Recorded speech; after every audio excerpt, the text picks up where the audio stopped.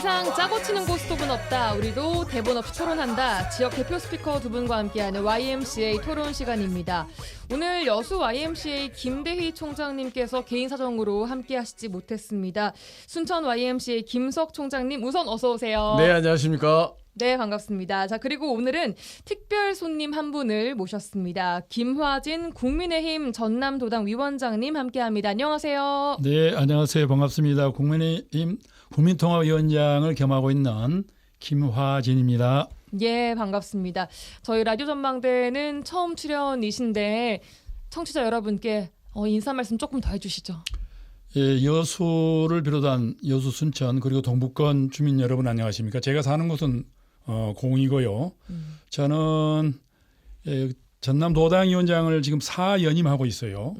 예, 그리고 금년에 한동훈 당대표께서 원외 인사인 저를 국민통합위원장에 주신 것을 보면 그동안에 22개 시군을 몸으로 발로 뛰는 것을 아마 아셨던 모양이에요. 그래서 이번에 국민통합의 중요성을 알고 여야를 막론하고 소외된 곳을 같이 다니면서 화합하고 협치하는 그런 역할을 좀 해달라고 하면서 저에게 국민통합위원장을 주셨기 때문에 도당위원장의 이 4년의 경험을 충분히 활용하면서 전남 발전, 또 광주 발전, 호남 발전을 위해서는 여야가 따로 없다는 생각으로 충실히 일하겠습니다. 감사합니다. 예, 반갑습니다. 제가 궁금한 게 하나 생겼는데 예. 윤석열 대통령이랑 가깝습니까? 한동훈 위원장이랑 가깝습니까? 처음에 첫 대통령님 질문부터, 되기 예. 전에 저는 윤석열 대통령님하고 만나면서 대통령님 좀 하시라. 이렇게 인기 있을 때 우리 당에 오시는 게 좋겠다. 이렇게 지금 예. 현재 지금 누구랑 예. 가깝다는 말씀입니다. 지금 현재는 아무래도 미래 권력인 한동훈에 더 가까워야 되지 않겠냐. 그렇죠. 예, 뭐 사실대로 이야기해요. 예. 자, 오늘 아주 풍성한 토론이 네. 기대가 됩니다. 제 근황은 안 물어봅니까? 여쭤보려고 했습니다. 김석 총장님 잘 보내셨나요? 지난 한 주간. 네, 저희 지금 갑자기 날씨가 엄청 추워졌잖아요. 네. 저 3일부터 7일까지 좀 싱가포르라는 나라에 연수를 갔다 공부하고 왔는데 부러운 나라 도시국가잖아요. 수많은 정치인들이 싱가포르를 다녀왔을 것이다. 그리고 네. 많은 것들을 배워왔을 것이다.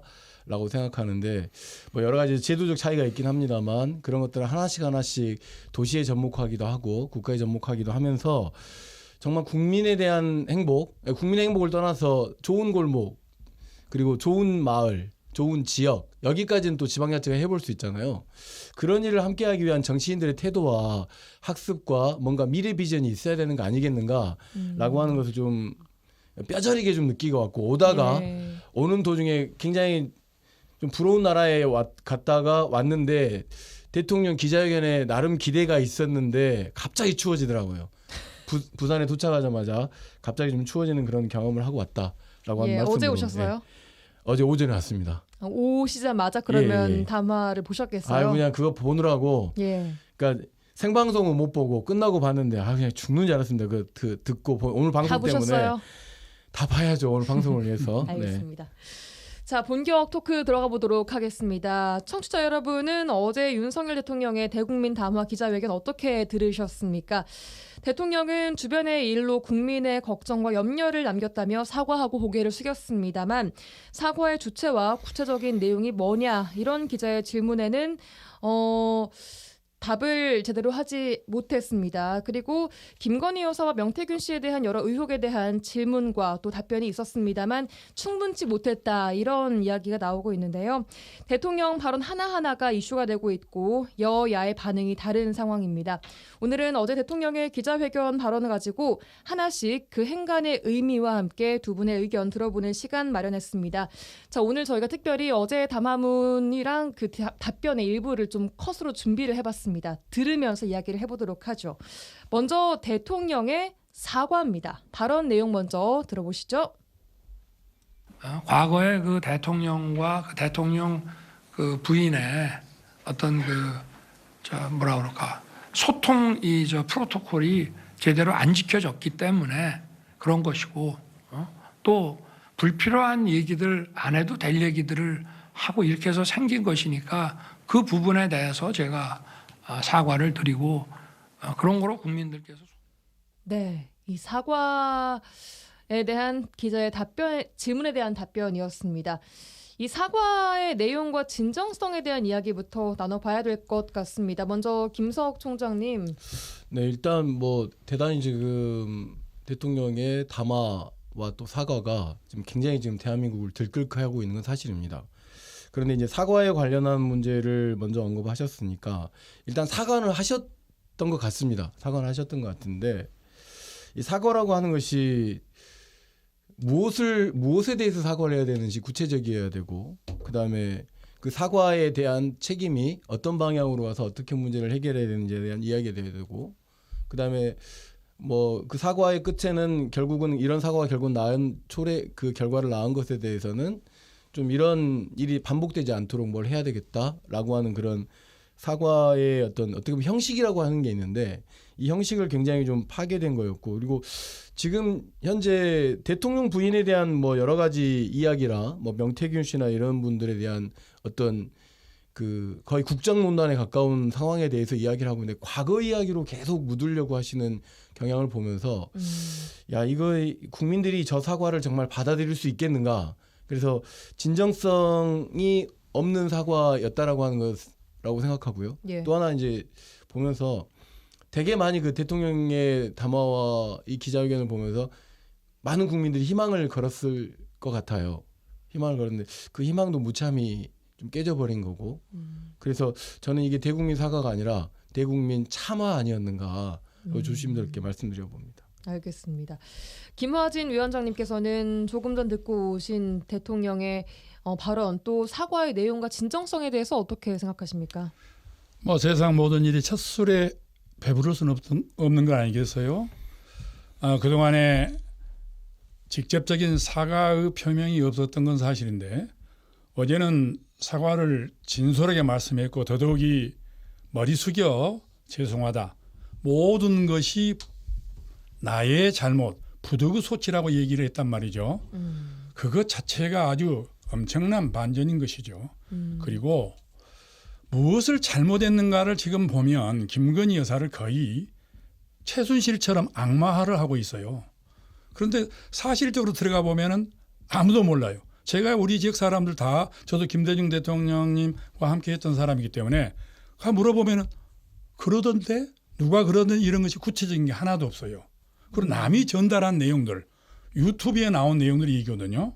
자, 그렇다면 대통령께서 사과를 하되 무엇을 잘못했다라는 것을 명확하게 얘기를 해주면 거기에 대한 얘기를 하지 않겠어요? 예를 들어서 명태균이라는 사람이 누구를 공천해달라고 나한테 와서 내가 그것을 김건희 우리 부인을 통해서 그 사람을 공천을 줬다라든가 이러한 내용이 있어야 하는데, 전혀 그런 내용이 아닌 짜집기를 가지고 와가지고 마치 대통령이 공천에 개입한 것처럼, 결국 명태균이라는 사람 뭐라고 그랬습니까? 저 내용은 내가 준 내용도 아니고 남이 한 것인데 결국 그 내용은 내가 자세히 보니까 대단히 잘못된 것이다. 죄송하다. 어제도 그랬고 오늘도 그런다고 그래요. 보세요. 본인의 이야기를 드려야 되고 사과의 주체가 무엇이고 사과 대상이 무엇인가. 저도 구체적으로 몇 가지 정도는 명시를 했었으면 참 좋았다라고 생각은 해요. 자, 우리 내 부인이 좀 다니면서 조금 너무 가볍게 대화를 나누는 것만큼은 조금 문제가, 처신상에 문제가 있는 것 같다. 그런 것만 좀 자제를 해줬으면 오늘날 같은 이런 큰 오해를 받지 않았을 텐데, 이 정도라도 해서 그것이 내가 사과를 하자는 것이다. 이 정도는 해줬어야 되는데 그게 없었던 것이 저는 아주 아쉬운 점이라고 생각하고 있습니다. 위원장님, 제 생각은 이 좀 반영이 좀 되셨으면 좋겠는데, 그래서 밝혀진 게 없으면 굳이 나와서 사과할 이유가 없었을 테고, 그리고 밝혀진 것들이 필요하니 특검을 지금 요청하고 있는 거잖아요, 정치권에서는. 그러면 말 그대로 증거가 없으니까 사과하지 말았어야 됐고, 그러면 그게 필요하다고 하면 특검을 수용하는 정치적 행위야 또는 행정적 행위로서, 대통령이니까 일반 동네 아저씨가 아니잖아요. 동네 아저씨면 모든 게 나의 부득의 소치야 뭐 이렇게 할 수 있는 건데, 그런 부분에서 놓고 보면은 어제 너무 우격다짐식의 그런데요. 사과 아니었나요? 너무 구체적이지 않았고, 예를 들어서 이런 거죠. 예를 들어서 너무 놀라운 것은 이 시작 자체가 명태균 씨하고 김건희의 녹취, 그다음에 그 명태균이 가지고 있는 녹취에 대통령이 나왔어요. 대통령이 나와서 누구를 내가 부탁했었는데 당에서 뭐 이 구체적인 증거 아니고 뭐겠습니까? 이거를 짜집기라고 우기는 것은 극우 유튜버들이나 하는 이야기예요, 위원장님. 위원장님이 더군다나 국민의힘 독립통합위원장님이신데 사실과 팩트를 보셔야 돼요. 그리고 지지율이 10%밖에 안 된다, 10%에 머무르고 있다고 하는 건 많은 국민들이 공감을 하고 있다는 거예요. 이 문제에 대해서. 그런 부분에 대해서 구체적 사과가 없었다라고 하는 첫 번째 질문인데 이렇게 두둔하시면 별로 제 생각에는 좀 그렇습니다. 선전과 선동이 너무 난무하다. 이번에 이 모든 문제를 보면 예. 중요한 것은 명태균과 거기에 있는 공천의 문제가 아니라 네. 그걸로 인해서 이재명의 사법 리스크를 덮기 위한 것이 워낙 크다. 11월 15일, 11월 25일 징역 2년이 징역 3년이 나올 것인지는 모르겠지만은 상당한 지금 구형이 2년이고 3년이거든요. 예. 그러면은 이런 걸 뒤덮어서 대통령은 모든 것들을 문제를 삼고 바로 이런 부도덕한 검찰이 이렇게 이재명이 나를 이렇게 했다라는 것을 만들거든요. 다음 질문으로 우선 넘어가시니까 예, 다음 질문에 너무 오래 준비된 게 많아서요. 그러니까 지금 예. 김석 총장이 오래 하시니까 근데 예. 중요한 것은 알겠습니다. 그 문제를 가지고 예. 객관적으로 네, 네, 네. 보셔야 한다고 말이에요. 알겠습니다. 저는 대통령을 저는 늘 그 당에 정하고 속해 있기 있지도 때문에 않으니까요. 그러니까 내가 더 잘 예, 알죠. 예. 예. 알겠습니다. 자, 우선 준비된 다음 발언부터 바로 듣고 오시죠. 저는 제 아내가 어떤 과오를 저지르고 불법을 저질렀다 그러면 아무리 사랑하는 아내지만 제 신분이 변호사면 제가 제 아내를 디펜드 해줘야죠. 그러나 제가 검찰총장이나 대통령으로 있다고 하면은 제가 그건 할 수 없습니다. 그러니까 이거는 아내에 대한 사랑과 변호 차원의 문제가 절대 아니라는 점을 다시 한번 말씀드립니다. 네, 김건희 여사에게 과오가 있다면 합당한 수사가 있어야 한다는 원칙적인 답변으로 읽힙니다. 하지만 특검은 반대 의사를 분명히 했습니다. 이 발언의 행간 어떻게 읽어야 할까요? 김화진 위원장님.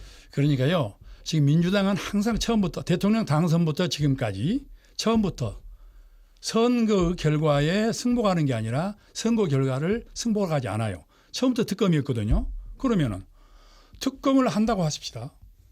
특검 검사를 누가 임명할 것인가? 모두가 검사가 하자는 거예요. 그거 정해놓고 하자는 거죠. 그것부터가 불법이고 그것부터가 편견이기 때문에 네. 특검의 명확성, 특검의 공정성을 마련해 와서 특검을 하자 해야지 특검은 당신이 문제가 있기 때문에 문제가 있는지 없는지는 밝히자는 것인데 먼저부터 문제가 있다고 지적을 하고 하거든요. 그게 무슨 특검이에요.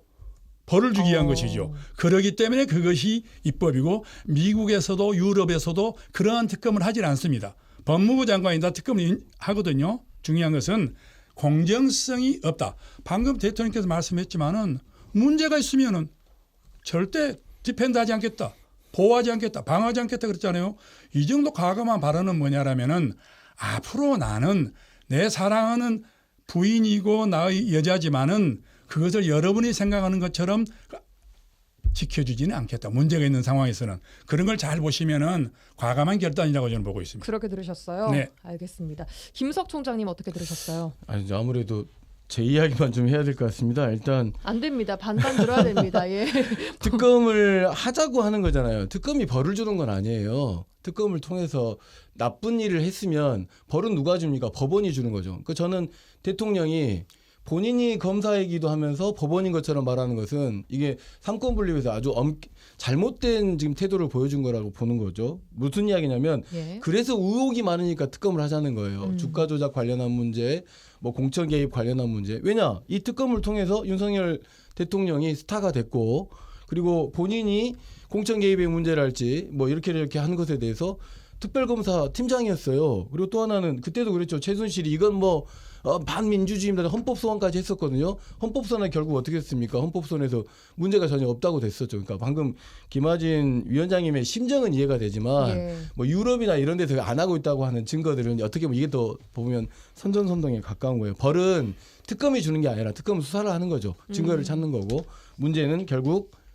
벌은 법원에서 주는 거기 때문에 좀 잘못된 것이라고 보여지고 저는 처음에 변호사인 내가 나라면 내 아내를 디펜드하겠다. 저는 이것이 전반적으로 검찰이나 이게 가이드라인을 제시한 거라고 생각해요. 가이드라인을 본인은 제시했다? 예. 디펜더 하겠다라고 하는 마음이 먼저 읽혀진 거죠. 디펜더 할 수 없다라고 하는 말만 해도 됐는데 무슨 디펜더라는 영어를 쓰네요. 자꾸 그분은 되게 저도 어쩌다 보니 따라해버렸어요. 방어를 하겠다는 거죠. 그리고 예. 본인이 뭐 헌법도 뭐도 다 본인 마음대로 해보는 사람이 아니잖아요. 본인 행정부 수장이에요. 대통령인데 너무 우격다짐이고 너무 막 헌법도 고쳐보려고 하고 국어사전도 막 고쳐보려고 하더라고요. 그래서 저분이 가상현실 세계에 살고 있는 사람이구나라고 하는 것을 확인했어요. 알겠습니다. 지금 사무총장님 말씀을 들어보면 지금 공정한 것을 얘기를 하고 있는지 보니까 이 공정한 방송에서 하시는 용어가 아닌 것 같아요. 대통령이 무슨 헌법을 고치려고 그랬습니까? 대통령이 무슨 아니라고 헌법입니까? 우격다짐을 하는 거 고치려고 대통령의 그것은 헌법을 고칠 수는 있어요. 제 말을 네. 듣고 사무총장님의 사견이지. 예, 제 그것을 사견입니다. 사견을 네, 얘기를 해야지 그걸 알겠습니다. 전체적인 얘기처럼 네네, 하셔야 알겠습니다. 된다고 네, 말이죠. 알겠습니다. 네. 다음 발언 듣겠습니다. 다음은 명태균 씨와 나눈 육성 녹음과 국민의힘 공천 개입에 대한 대통령 발언입니다. 함께 들어보시죠. 누구를 꼭 공천 줘라라고 그렇게 사실 얘기할 수도 있죠. 그게 무슨 뭐 외압이 아닌 의견을 얘기하는 거지만 그러나 과거에도 뭐 대통령 얘기한다고 되는 것도 아니고 그래서 예. 공천에 대한 개념 정리를 해야 한다라는 발언을 덧붙였는데 이 발언의 행간에 대한 생각 함께 나눠볼까요? 김석 총장님. 일단 그 말씀을 들으면 되게 놀라웠어요. 저는 이제 처음에 이 명태균 씨의 녹취록에 보면 그런 부분이 언급이 되잖아요. 그래서 이제 많은 국민의힘 지지자들이나 또 많은 국민들은 그럼에도 불구하고 그런 사실이 없다라고 하는 말이 나오기를 바랬을 거라고 저는 생각해요. 예. 왜냐하면 대통령이기 때문에. 그런데 그렇게 잘 가시다가 갑자기 공천을 주라고 할 수도 있는 거 아니냐 뭐 이렇게 뒤끝을 좀 흐리면서 결국은 대통령 시절 당선자이거나 대통령인 가운데서 누구에게 줄 수도 있는 거 아니냐 본인은 의견이라고 하지만 그것을 받아들이는 쪽은 의견이라고 보기 어려운 것이라고 봐야겠죠. 그리고 예. 지난번 좀 안타까운 대한민국 현대사에서의 안타까운 그 박근혜 그 탄핵 때도 그런 문제들을 직접 수사했던 걸로 알고 있는데 그런 부분은 대단히 놀라웠고 예.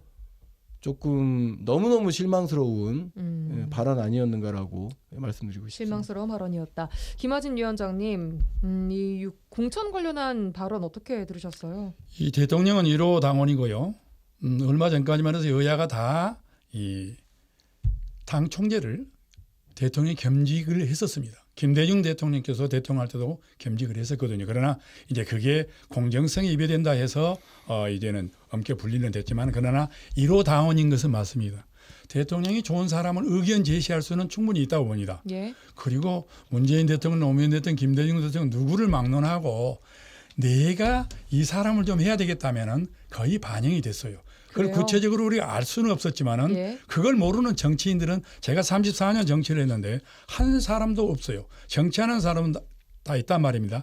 그러나 그것을 가지고 외압을 하고 어떠한 주고받는 증거가 나오고 아주 부정적인 걸 했다면 그 반드시 문제를 삼아야죠. 그러나 이 정도면은 직접적인 좀 거의 증거라고 볼 수 근데 없을까요? 그렇죠. 그 내용이 아니죠. 명태균과 하는 내용, 명태균이 거기에 가입된 사람도 아니고 명태균이라는 사람은 하나의 그 창원이라는 지역의 일개의 정치적 브로커인 사람이지 우리 중앙당, 우리 쪽 한 사람도 모르는 사람이에요. 그러나 선거 때, 대선 때 아무런 조직이 없는 김건희 여사와 대통령이 이런 사람들 도와준다 하고 기자라고 하고 하니까 얼마나 큰 힘, 지푸라기도 잡으라야죠.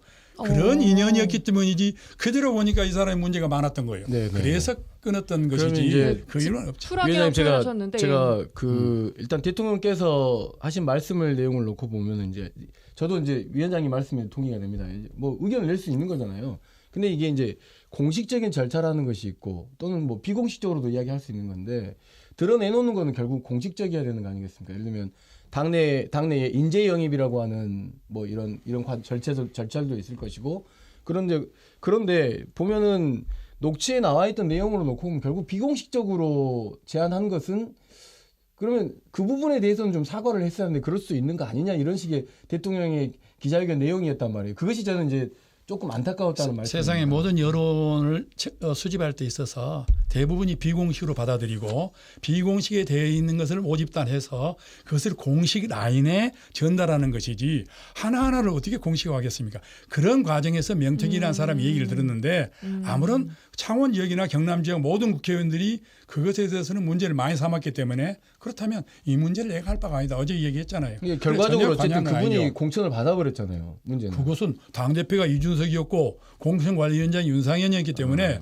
그분들하고 관계했던 게 대통령이 그 당시에 또 대통령으로서 취임한 상황도 아니었잖아요. 이번 공천 개입 의혹은 누가 밝혀야 한다고 보시나요? 그 계획은 이준석하고 그다음에 윤상현 공천관리위원장이 밝혀야죠. 자기들이 해줬기 때문에. 알겠습니다. 그리고 총선이 아니고 재보궐선거에 가는 것은 누구나 당 총재나 대통령 누구나 관여를 하지 않아요. 그런 것에 대해서는 다 줍니다. 이번에 제가 곡성의 재보궐선거 영광에 할 때도요. 도당 위원장이 모든 공천을 다 했습니다. 바로 그렇게 하거든요. 예, 추가로 덧붙일 말씀 없으십니까? 일단 저는 이제 우리 김하진 위원장님과 조금 이렇게 지금 보면 결이 확 그 주장과 내용이 좀 많이 다르잖아요. 그래서 개인적인 사견이기도 하지만 저는 어쨌든 주변에 있는 사람들이 이야기를 많이 듣고 오기 때문에 그런데 이제 김하진 위원장님 국민의힘이라고 하는 당이 소속돼 있고 저는 이제 뭐 어떤 당에도 소속돼 있지 않습니다만은 국민들은 대단히 현재 우려하는 거죠. 이게 두 번의 안타까운 현대사를 겪고 싶지 않은 거예요, 위원장님. 그러니까 뭐냐면 아까 위원장님 말씀 중에는 뭐 유튜브 뭐 이런 선전선동에 가깝다라고 하는데 그러면 그게 가깝다고 느껴지면 국민의힘이나 또는 뭐 대통령이 이렇게 낮지는 않을 거란 말이에요. 이제 그 중에 핵심은 녹취록에도 대통령 얘기가 나와버린 거죠. 공천 관련된 이야기를. 근데 그 부분에 대해서는 아주 명확하게 사과하고 넘어갔어야 되지 않느냐. 지금 지지율 말씀하시는데요. 네. 지지율은 그래서 아니, 그러니까 명확하게 그러니까요. 사과하고 넘어갔으면 좋았지 않느냐라고 하는 그 말씀을 알겠습니다. 그런 개인적인 이쯤 이야기를 네. 지지율 듣겠습니다. 문제에 관해서는 또 다른 예. 이유가 있어요. 네네. 지지율 이야기를 그래서 해보겠습니다. 지지율과 국정 운영 방향에 대한 이야기도 이어졌는데요. 우선 듣고 오시죠.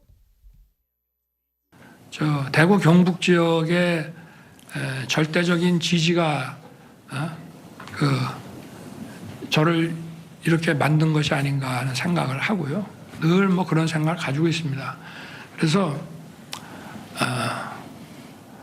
얼마나 아꼈으면 또 얼마나 실망이 크시겠나 그런 생각을 하고 있습니다. 네, 지지율 10%대의 대통령의 인식과 또 이 발언의 행간 어떻게 읽어야 할까요? 이번에는 김화진 위원장님 이야기부터 들어보겠습니다. 대구, 경북, 뭐 부산, 울산 등 영남 지역이 대통령 선거에서는 결정적으로 당선을 했단 말입니다. 0.74% 차이였는데 거기에서 거의 뭐 80% 정도가 나왔으니까요. 그런데 지금 윤석열 대통령에 대한 지지율이 거기에서도 뭐 20%에 30%, 40%밖에 안 된단 말입니다. 이제 그렇기 때문에 얼마나 나를 사랑했는데 좋아했는데 지금 이럴까 이것은 뭐냐면요. 호남에서 윤석열 대통령을 보는 지지는 맞습니다.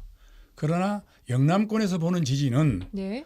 당신이 대통령을 하면서 문제가 있는 전직 대통령이나 정치인에 대한 과감한 처벌을 해주기를 바라는데 예. 전혀 못하고 오히려 퇴임 후에도 와서 조용히 살다고 하는데 더 시끄럽게 하고 그다음에 부정과 비리 얼룩되어 있는 이 이재명 대표 같은 경우에 이대로 있고 조국 같은 경우도 벌써 몇 년째 저리 있는데 도대체 대통령이 지금 뭐 하는가? 그러면 대통령님은 내가 지금 거기에 어떻게 관여를 할 수 있겠는가? 이건 절대 안 된다. 이런 상황에 불구하고 못내 큰 힘을 발휘하지 못하는 그 민심의 경상도권 민심이 지지율에 크게 반영된다는 걸 저희 보고 있어요. 그런 역할과 관여를 못했기 때문에 지지율이 경상도에서도 잘 못 나온다라고 보시는 거예요? 그렇죠. 우리의 지지율하고 영남권의 지지율 내용이 달라요. 우리는 지금 대충 정치를 잘 못하고 있다라는 것 때문에 나온 것 같고 여러 의혹과 뭐 그렇죠. 국정농단 의혹과는 별개로요. 그렇죠. 전혀 그쪽에서 그것에 대해서는 이 얘기를 하지 않고요. 알겠습니다. 대부분이. 예. 네. 그래서 전혀 다르다는 거. 예. 저희들은 이것은 여의도 연구소 있잖아요. 민주연구소 있듯이 연구소의 내용들을 보면 그렇게 나와요. 알겠습니다. 자칫 그 지역적 문제로 빠질 수 있는 문제가 좀 우려스럽긴 합니다. 그런데 이제 대통령의 말을 중심으로 지금 기자회견문을 중심으로 놓고 보면 대구 경북 지역의 절대적 지지가 저를 이렇게 만들었다라고 하는 것도 이게 어떤 지지자들 국민 전체에게 하고 있는 건가 아니면 특정한 지지자들에게만 하고 있는 건가라고 하는 것에 대해서 대단히 조금 뭐 본인도 이야기해서 얼마나 실망이 크시겠느냐라고 그런 생각을 하고 있다고 생각했는데 그 말씀을 들은 대다수의 국민들이 실망했을 것이라고 생각을 해요. 예. 돌이켜 보면은 사실상 국민의힘 이전에 호남 지역 안에서도 한나라당이었나요? 새누리당이었나요? 순천 지역 같은 경우는 그 지역 당에 국회의원이 만들어지기도 하고 또는 여순에 대해서 사과도 하면서 나름대로 국민의힘의 지지율을 굉장히 좀 높이려고 했었던 곳이 또 이곳 이 전남 동부권 지역에서의 굉장히 좀 핵심적으로 고민을 하려고 했었던 곳이 맞죠, 김한진 위원장님. 그런데 이런 발언을 통해서 대구 경북 지역 아닌, 그러니까 대구 경북과 대구 경북 지역 아닌 어떤 뭐 좀 나누고 있는 건 아닌가, 갈라치기 하는 건 아닌가라고 하는 알겠습니다. 것이 좀 조심스럽게 좀 생각했고. 그런 내용은 전혀 아니기 때문에 그래서 그렇게 국정 명시 안 했으면 좋겠어요. 네, 아니 시간이 대통령이 많지 그렇게 말씀을 않아서요. 하셨으니까 예. 국정 운영 방향에 대한 비전은 전혀 제시하지 못한 가운데서 좀 너무 안타까운 실망스러운 기자회견이었습니다. 자, 그렇다면 김화진 위원장님 이번 담화문 또 기자회견 이후에 지지율이 오를까요? 반등할까요?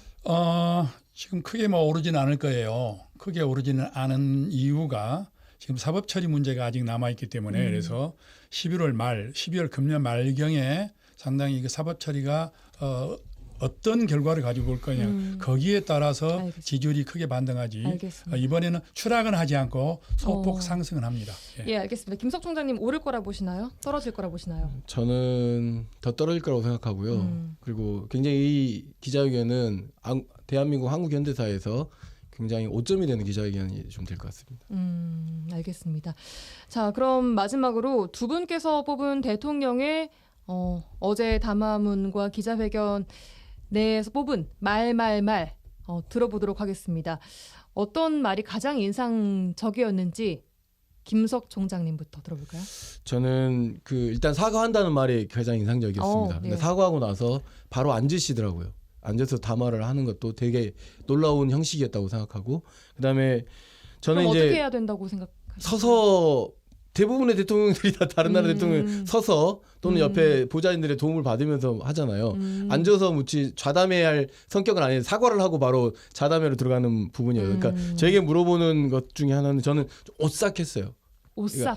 그러니까 대통령 한 사람이라고 하는 게 아니잖아요. 대통령의 휴대폰을 아내가 새벽까지 본대요. 그다음에 이러저러한 국가 안보와 관련된 내용들이 있었을 때도 불구하고 국내 정치는 그렇다 치더라도 지금 미국이 대통령이 트럼프가 된 상황이고 막 복잡하고 본인들하고 친했던 뭐 일본의 뭐 총리도 바뀔 것 같고 막 이런 상황인데 국제적인 뭐 이러저런 안보와 관련된 문제들에서는 저런 인식으로 대통령을 앞으로 한다는 것은 되게 놀라울 것이다라고 생각했고 가장 인상적이었던 말은 그거였습니다. 예. 자기의 임기는 2027년 5월 9일이다라고 명확하게 국민들에게 선전포고한 기자회견이지 않았나.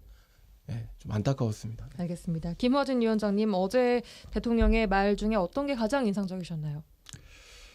예, 국민이 원하면 아내의 공식적 활동을 중단시키겠다 있거든요.